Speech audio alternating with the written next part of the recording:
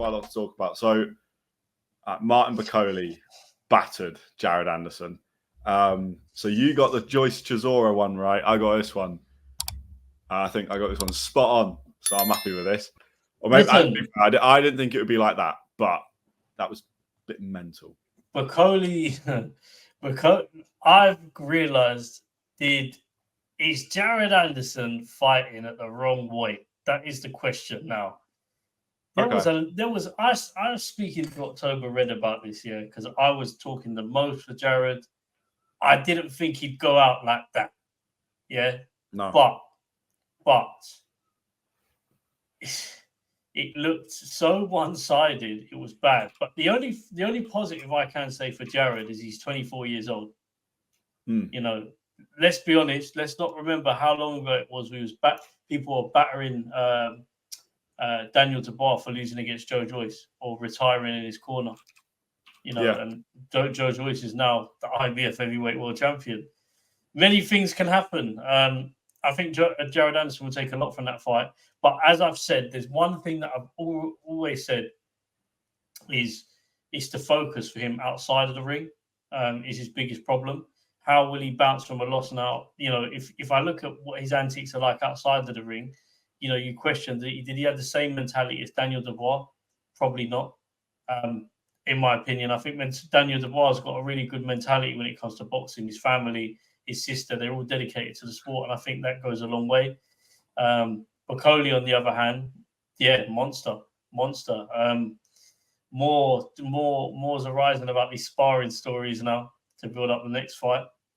Yeah, I've heard from very, very reliable sources that the Usyk one's true, by the way, as well within boxing. So, oh wow, yeah. But then that is sparring. I mean, there's only so much you can actually take from that. You never know if Usyk was trying something out or what, but still, I mean, if that's true, then it's massive. I've just got the weights up for this fight. Anderson was 252 pounds and Bakole was 284. So although Bakole looked like double his size, the actual weight difference isn't that much. But it's not massive amount, but you know, it's not Daniel Dubois and Terrell Miller. No. But look, take away the weight. Technically, Jared Anderson couldn't get near Bakole. No. At all. Like, at any point in that fight, did I think, so that's why it's a kind of, I've got to sit down, Connor, eat my words, you win this one. And, Easy. But, no, that's not easy. The thing is, Anderson at points did show... Well, he proved a lot of people wrong with the fact he got up from the fights. He got up from the knockdowns, rather. He wanted to keep going even when he was just out of it.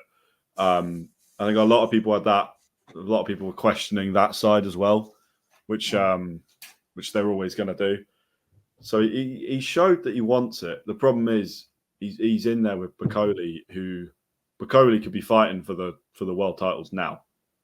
He's more than good enough. And that's not just because he's beaten Anderson like that. He could have fought for the titles before he fought Anderson. I think everyone knows, maybe now everybody actually knows how good he is. But you know, Bakole's top. Whether or not he beats the top three, I don't know. But he will push whoever he gets in there. Fury, AJ, Usyk. If he gets the opportunity, he'll push them. He'll. Do you know?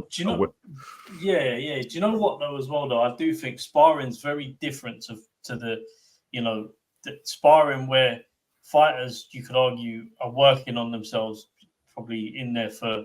It's different to fighting though, man. Like boxing matches are different to sparring, because in a ring, would you say that David Price beats Anthony Joshua? Probably not. But in a sparring ring, David Price battered Joshua. So you know, I think we've got the sparring stories are interesting, but the boxing game's different, man. It's different in the ring. You know, where you're in a 12 round fight, and you've got to do a job, say Bakole against Tyson Fury, another person allegedly he's knocked down as well. You know, in a ring, boxing wise, Tyson Fury is the much more dominant boxer, and he knows how to get points.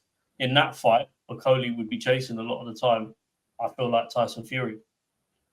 I don't think many people get near Tyson Fury, to be honest with you. Only the best of the best. But Bakole's on a journey now, and we can see where he goes, and if he can break into that top opponents. But the issue is he's got to have these risky fights against, Jared Anderson on paper should have been a risky fight, but when it comes to the actual fight, it was very one-sided. Who people are talking about who to see him in there with next, I'd probably say Zhang, because Zhang ain't going to get the Joshua fight anytime soon. So no, do you think Zhang, or I'd rather Ajit Kabayel, because he's another one where he's not going to get that big fight yet, but he probably deserves it.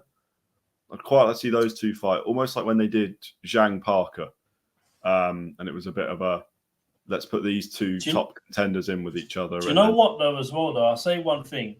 In a boxing ring, it's interesting to see how Bakole would do against Joshua, because Joshua would be the faster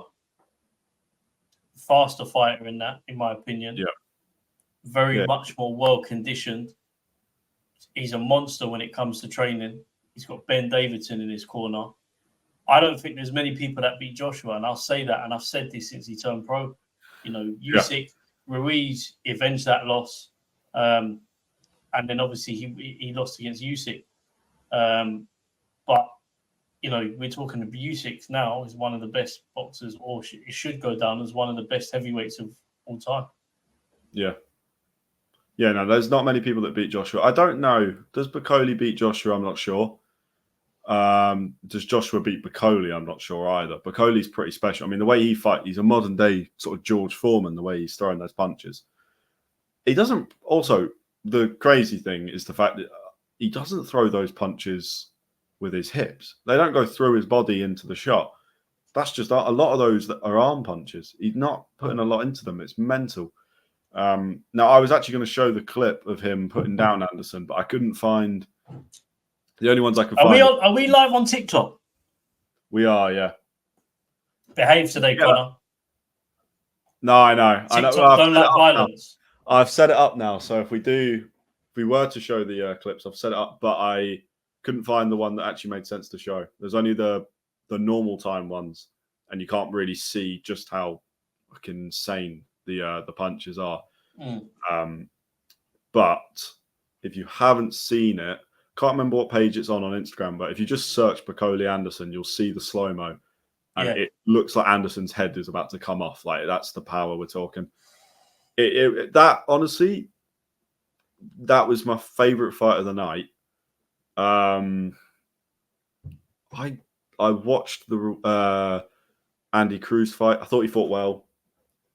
We won't touch on these too much because, like I said, we did them in the weekly roundup. But Pitbull Cruz was pretty disappointing. Ruiz Miller was fine, but no winner, and neither looked that great, if I'm honest. I'll be brutally honest with you. Yeah, there is some special judging going on there if they thought Ruiz got a draw, because I just seen his head get bounced for rounds.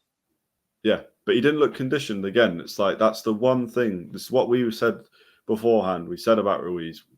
We said he's brilliant, but the conditioning sometimes, not all the time. He gets a lot of hate for it when he's actually, that is the best shape you're ever going to see that man in.